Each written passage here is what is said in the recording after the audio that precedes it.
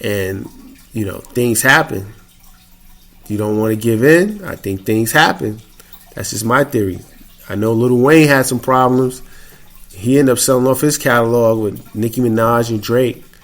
And all of a sudden his troubles went away. He was facing jail time.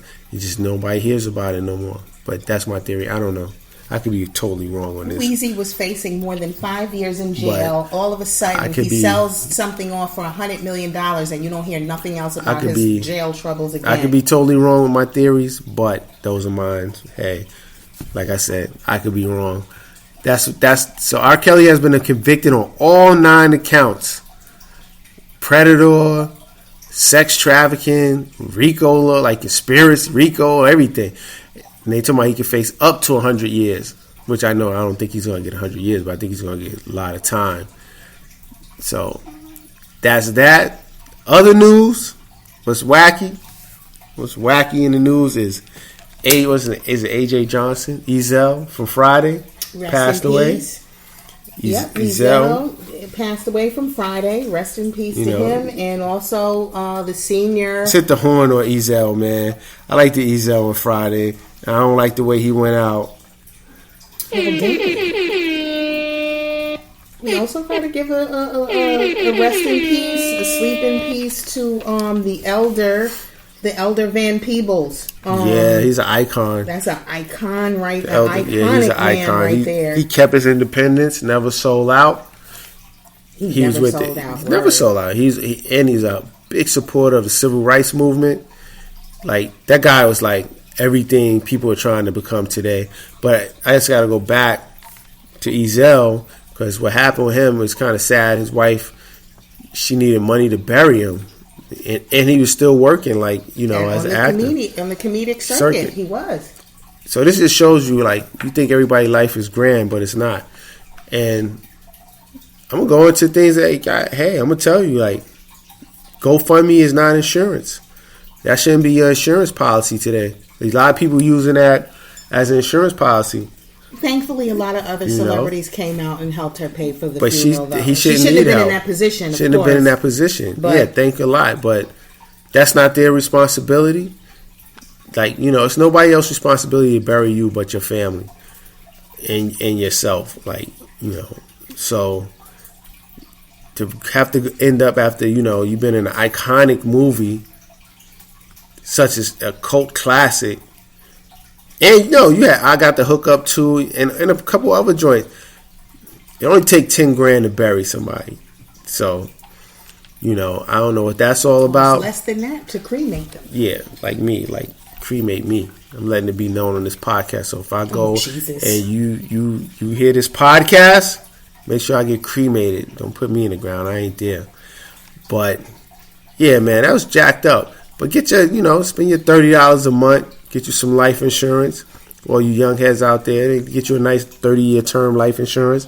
Or you get you some equitable life insurance that, that you could turn in if you need to and get some money. It actually grows. But that was just a little jewel being dropped. Get you some life insurance. But back to heard black people get you some life insurance. Yeah, because we be scared of it. We think it's death insurance. No, it's life insurance because your family have to live without you.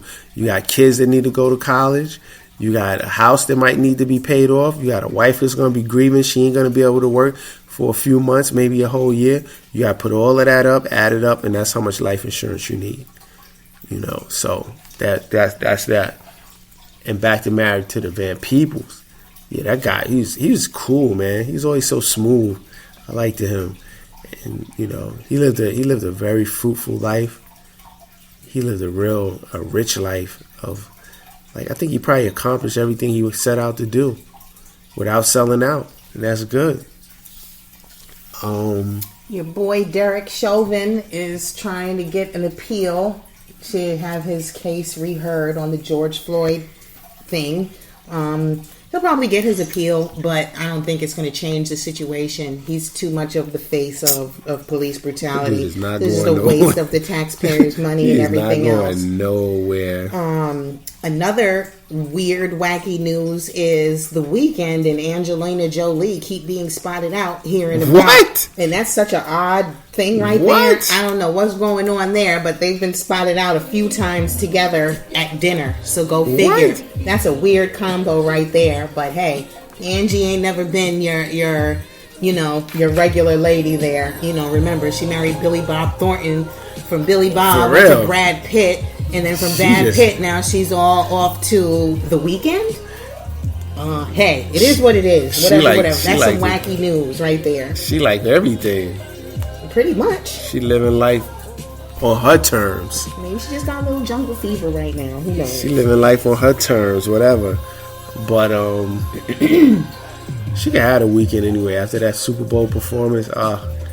Yeah, she can take that. She can have the weekend. Don't nobody want him. Ain't nobody you can have him. Like, take that dude. Like, that Super Bowl performance to me, I don't know why everybody's acting like that. That shit was horrible.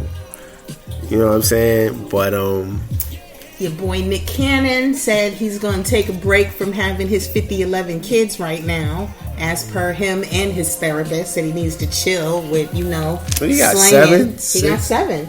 But he be slanging all over. That's so my thing. Is he can afford it. I don't understand why everybody's mad. My goal, honestly, when I was young, I said, I'm going to have 10 kids. If the things would have went right, I would have had 10 kids. Like, if I was mega rich, I had 5. I did. I got 50%. But I would definitely, man, I had my kids. I don't care. I'd be like Eddie Murphy. I'd be out here. You can afford it, man. Forget that. We need kids. I don't have a problem with him having a bunch of kids. Like you said, he can afford them. And the broads he messes with are usually, the wilding out broads who already know his MO. So they're doing it just as willingly. I don't see any issue there. People need to mind their business with him. But, hey, he said for right now, he's done, slanging raw dog. That's where we at with him right now. She all like raw dog. I'm just saying. That's how he wound up with his 50-11 kids. I'm just saying. What is 50-11 kids?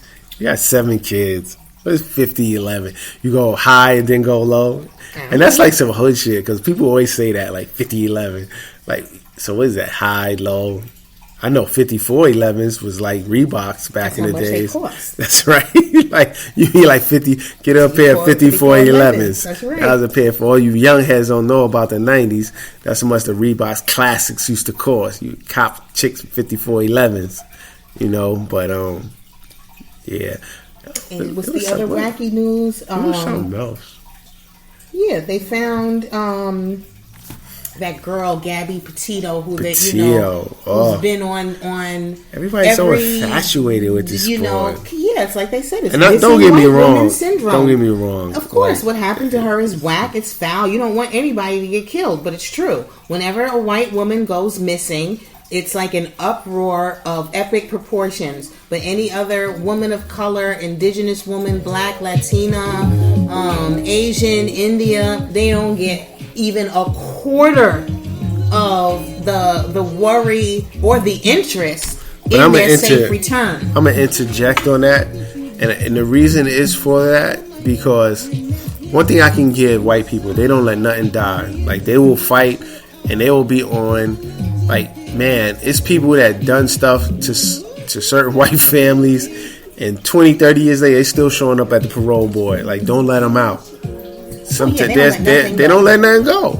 But black people are always told to forgive. But that's your fault that like you don't show up and keeping the pressure on. Like, they keep the pressure on, man. And I can't be mad at nobody.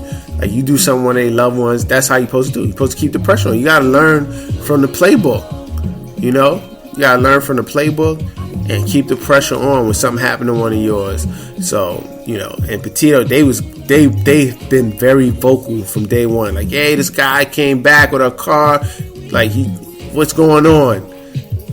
And the police dropped the ball. They didn't want to let the family. They was like, yo, what's up? The police dropped the ball. They let him go.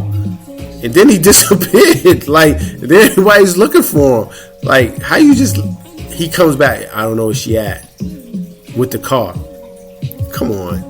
And, it's like a movie. They what happened with this story, it got sensationalized because it kind of turned into like a movie. It'll be a Lifetime soon. It'll be a Lifetime movie because that's how they just end up playing out like that. But the poor girl, whatever happened, I don't like, because death, man, human life is so precious. And we just, I don't know, man. We just don't have... Same attention you give to the Gabby Petito's. I don't care about... Honestly, I don't care about all that. I'm care about human life in general. Like, it's general. Yeah, it is in general. But the human life is precious. And I don't think people in general care enough about the human life.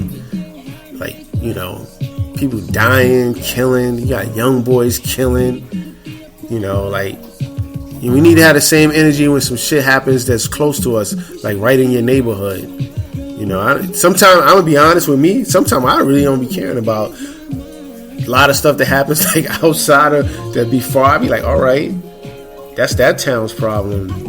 That's just me. Sometimes I'm just like that. Even like with like global stuff, I be like, I'm here. I'm in the United States. Maybe that's like I don't have the empathy like capacity of everybody else. But I be worried about stuff here. I be worried about things that's going on here. I worry about things going on with my family. As you should. I don't think you should worry about as much stuff that's going on with my family that's going on with your family. Don't take the focus off building your family up and keeping it strong. You don't got to worry about me. Don't worry about mine. Worry about yours. Alrighty then. So. Today in New York was also the D-Day for... lots of healthcare workers, hospital workers, nurses, doctors, etc., etc. If you're not vaccinated as of today, you were out of a job.